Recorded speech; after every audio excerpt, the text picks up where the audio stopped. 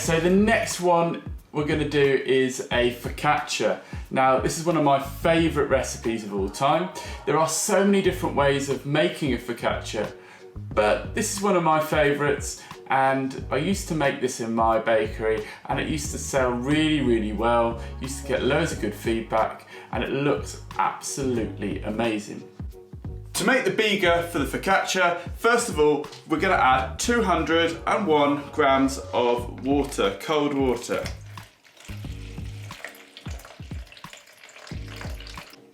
Then 0.6 grams of fresh yeast, or as close as you can get to that. Break it down a little bit with your hands. Get your whisk out, give it a whisk. Then we add 201 grams again of flour, Italian 00 flour.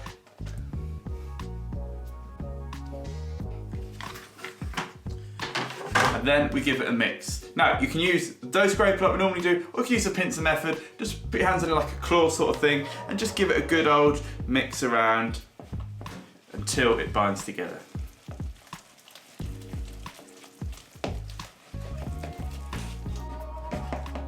And that's it, 1 or 2 minutes, happy days. Let's just try and clean our hands as best we can. Done. Okay, so now we just cover it with either a lid or some cling film, plastic wrap, or a bag, seal it over, and then leave it for 12 to 18 hours. It depends on the temperature of the water, the room, how powerful your yeast is, but I would check it after 12 hours, see how you're getting on, and look in the next video about how it should look when it's ready.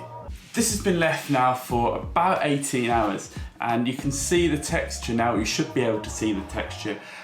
Where it's ripply on the top, it's got uneven texture, it's got tiny little dimples. That is right, that is ready now.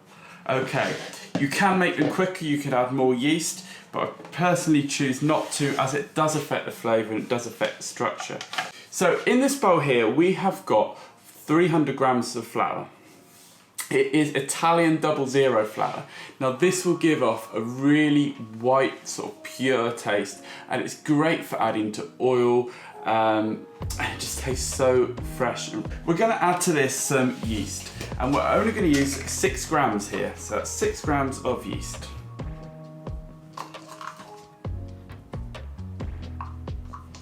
Okay.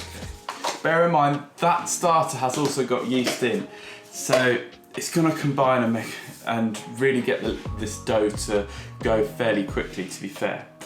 Now, we're not going to add salt, we're going to delay the salt, but we are going to weigh it now. So, we're going to use my little pot, and we want 10 grams of salt.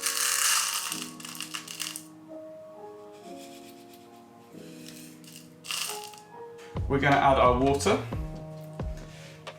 And we actually add the water in 2 stages in this. So we do 160 grams.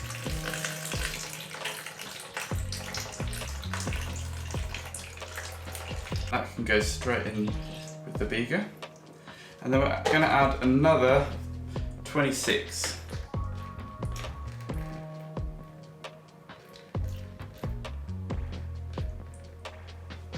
Okay, so just a little bit there. You might think, oh, what's the point? But it does add something, and I'll explain a little later on. The last ingredient we'll use in this is some oil. This is extra virgin olive oil. Absolutely beautiful. And we want 30 grams of this. You're gonna get a little bit left in the container, so it's always good to do a tiny bit extra. So that's 32, 31 grams, because it will not come out of the tray. So this bread is fairly simple to make. However, there is loads and loads of little stages that we've not done before. But because the shaping is so easy, I think it's a really good bread to make early on. So let's just get on with it. So we've got our starter here. We're going to add our flour and yeast to the starter and the water. We can get rid of that. And it's always good to work in a way that once you've added the ingredient, you get rid of it. Otherwise, you can end up forgetting to put some of it in. So round like normal, just give it a nice little stir. And we're just going to stir this for about a minute, minute and a half, just so all the ingredients are incorporated. If you can't get it all together, just chuck it on the table for a minute.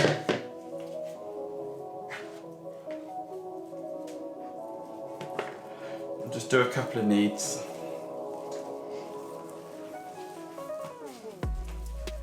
Now what we're going to do now is called an autolyse. It basically works that when flour and water go together, they start fermenting and they start breaking down the gluten and making the gluten nice and strong. So if we leave it together, it will actually eventually turn into a structure we could make bread from without kneading. What the kneading does has extra strength and things like that and has elasticity to it, so it holds its shape. But actually for focaccia, we want to spread it out and we want it to be a bit irregular and a bit puffy. So we're going to do lots of steps to try and encourage this today. One of them is going to be this autolyse step, and we're autolysing without the salt, and that encourages the dough to stretch out. If we put the salt in, that creates elasticity and that bring it back together again, which means when we're trying to spread it out to our tray, it becomes a little bit harder. And this way really works. So we're going to leave this for between 20 minutes and half an hour, just covered. You don't have to put it in the fridge, but I think today it's a warm day, I've had the oven on, so I'm going to put it in the fridge just to cool down, and then after that stage we then start our kneading. Okay, so we are back and this has now been left to autolyse for about half an hour, just under. So now we're going to first of all add our salt. Put that inside there. And adding the salt now is going to help us create a bit of structure, but by delaying it, it's already created some that is going to be nice and elastic. Unelastic, extensible. So take that all out there, check it on. Bear in mind we still have the extra water in here, and we still have the olive oil to go in later on. So roll the sleeves up, and now is a case of just really gently kneading the bread, massaging the bread for a good 10 minutes. The longer the better really with this dough, because we want it to be really nice and strong, because that will give us the strength to support itself. You can see the long strands of gluten. All I'm really going to do now is start stretching it out like this, and that is just going to help again with disbursement, but also and mainly it will allow the dough to really take on a really strong form. Because when we've added the water, the oil, that's going to help it become really irregular. And that is the kind of what we want in a focaccia. We don't want it all nice and even, we want it nice and irregular. And in all of the recipes, I don't add flour to the table when kneading. And the reason for that is the flour, if it was on the table, yes, it would stop it sticking, but only for a moment or two, because soon after, the flour is just going to get incorporated into the dough and dry the dough up. That's 10 minutes in, our dough is looking pretty nice and sexy. So we're now going to, you can feel the strength in it already, chuck it back in the bowl, and then it goes back in the fridge for another 15 minutes. Okay, so we're ready now to start kneading fast. Set our timer, our bag's over there. This now gets chucked onto the table. And the dough has got nice and soft in the time it's been allowed to rest. So now,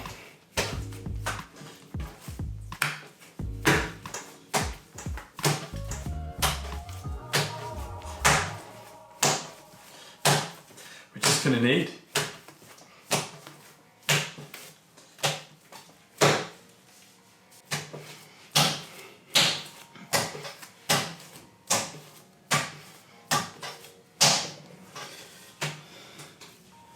Okay, so now we've got a nice structure there. We're going to take our water and add it in.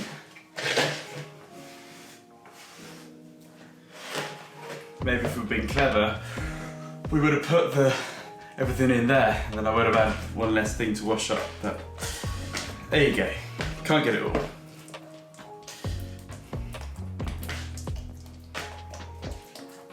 So with this, it's not really a very good technique. I just go for the scrunch sort of technique, so just squeeze with my hands like that.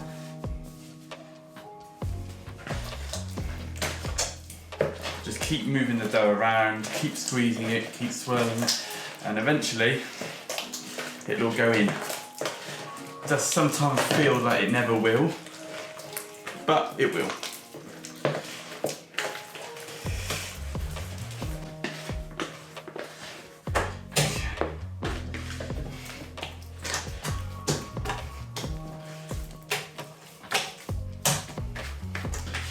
Nice bit of dough now, it's really live, it's got so much life in it, so much strength.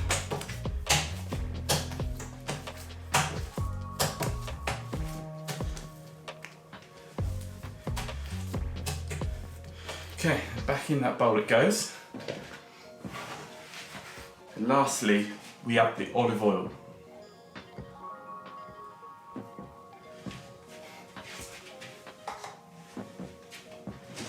And pretty much the same strategy as last time. We're going to add it in with our hands, but we don't want to get it on our clothes, so I'm going to be very, very careful not to do that.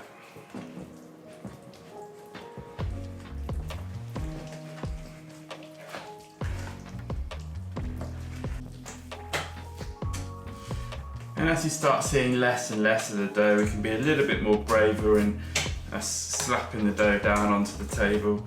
Of course, if you were wearing not a nice shirt and or baker's whites, then yeah, by all means, be a little bit more aggressive a little bit earlier. It will speed the process up. But if not, hey, nice gentle movements, but you can see that strength in the gluten already. Yeah, it's still got more to go. It's still going to ferment for longer.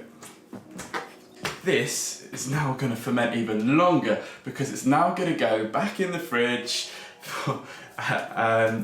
for another hour. Then we're going to take it out, give it a fold, stretch and fold, and then we're going to pop it back in there for another hour, and then we're going to give it another stretch and fold, and then start leaving it on the table to prove.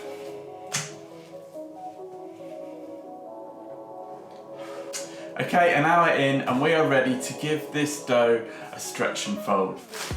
Take it out. Lovely, look at that. Okay, down here, on the table like that. We're gonna all the way to the side there like that. This one here, sticking to the table a bit today, all the way that way.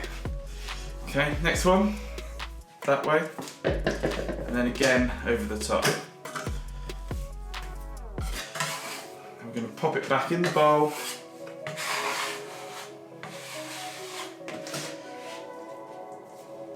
And put it back in the fridge. Okay, so we've allowed the dough to really develop now. So we did an hour in the fridge, and then we did a stretch and turn. Then I waited another hour, and I did another stretch and turn, and then I've waited another half an hour. Now, if we'd have mixed it for a little bit longer, if we'd have needed it, we probably wouldn't have needed that second turn. But I just felt that in this instance, I was going to give it that extra turn. So we're going to now get the dough ready for its final proof.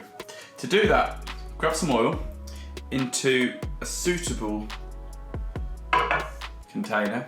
Now, usually I would use a baking sheet, but I've just realised that the only baking sheets I've got that are suitable for a high temperature of 220 degrees at least, it's too big. So I'm going to use this Pyrex dish instead, which is going to do just a good job. It's really important that, especially when baking, it's really important to know that your baking sheet or baking tray can withstand high temperatures. So much of this is sometimes tempting to get the ones that cost £1. It sometimes is, if you're going to bake with it, spend that little bit more so that it can withstand the higher temperatures. So we're just getting some oil and just going around the outside, around the top, everywhere. Just making sure there's plenty of oil on there. Now, we've got some oil on our hands, which is going to help the dough not stick to us, we hope. And just going to scoop this dough down like that.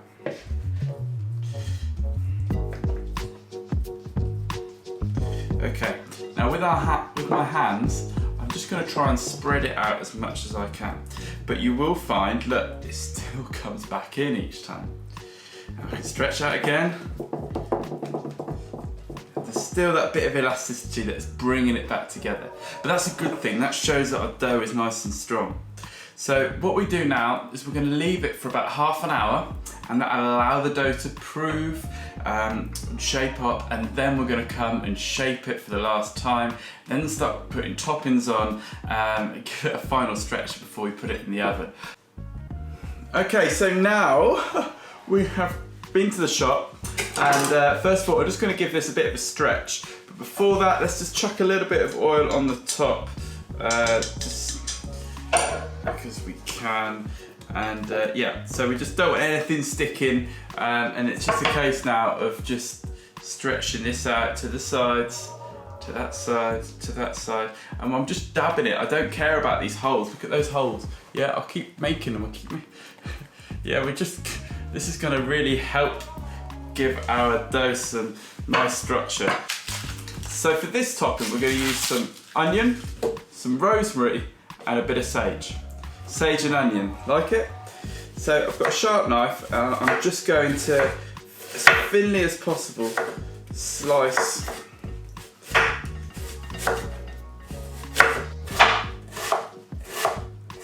So we've got some onion now. That's ready. Let's get some sage ready. Okay, some rosemary. Try not to get it too woody if we can help it, but we want some nice sprigs on there. So first on, let's get some onion on there.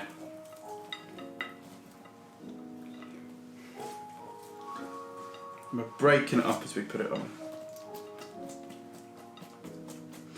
I'm going to go one last little dabble. Here we go, here we go. Woohoo! Right, then some rosemary. Dot that about. Poke it in a little bit. You can be really rough with this. It's gonna stand it. Okay, and lastly, the sage. No.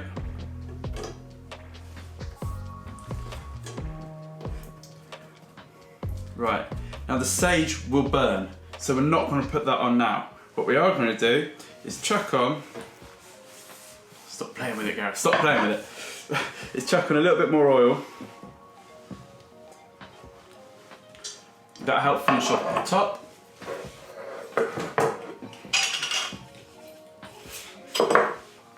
A little bit of salt.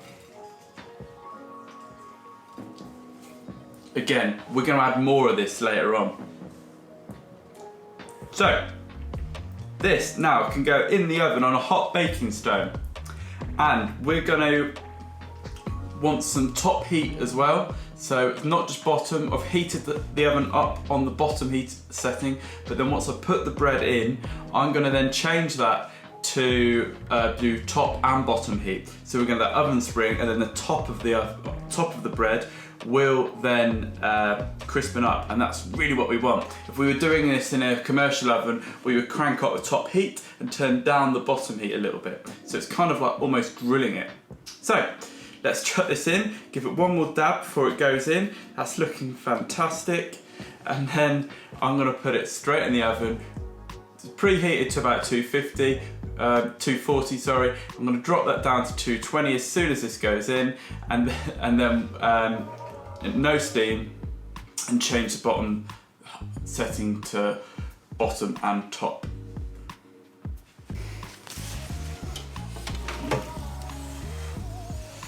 Okay, so 20 minutes later. Yeah.